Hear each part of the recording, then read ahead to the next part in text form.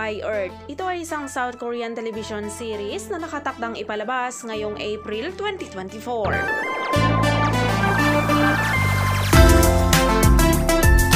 Goodbye Earth ay isang science fiction drama na inilalarawan ang mga taong nabubuhay sa magulong huling 200 araw bago ang isang asteroid na nakatakdang bumagsak sa Earth at sirain ang planeta.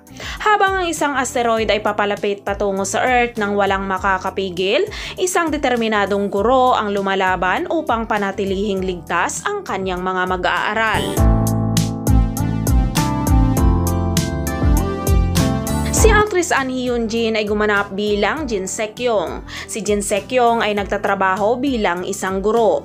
Nalaman niya ang tungkol sa nalalapit na katapusan ng mundo. Nagpasya siyang huminto sa kanyang trabaho at magboluntaryo sa isang Child and Youth Division sa City Hall.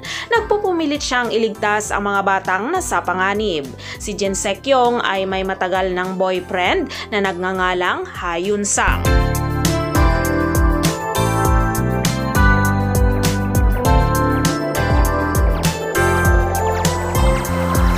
Si actor Yoo Ah-in ay gumanap naman bilang Ha Yun-sang. Siya ang matagal ng boyfriend ni Sek-yong.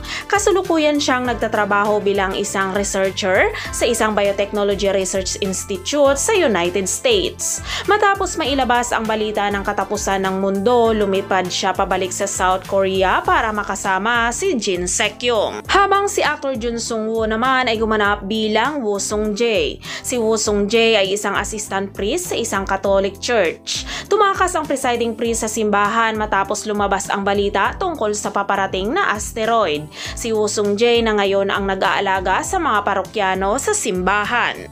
Samantala, si actress Kim Yoon-hee ay gumanap naman bilang Kang In-ha. Si Kang In-ha ay isang commander ng isang combat support battalion. Naglilibot siya para magbigay ng mga supply, transportasyon at seguridad.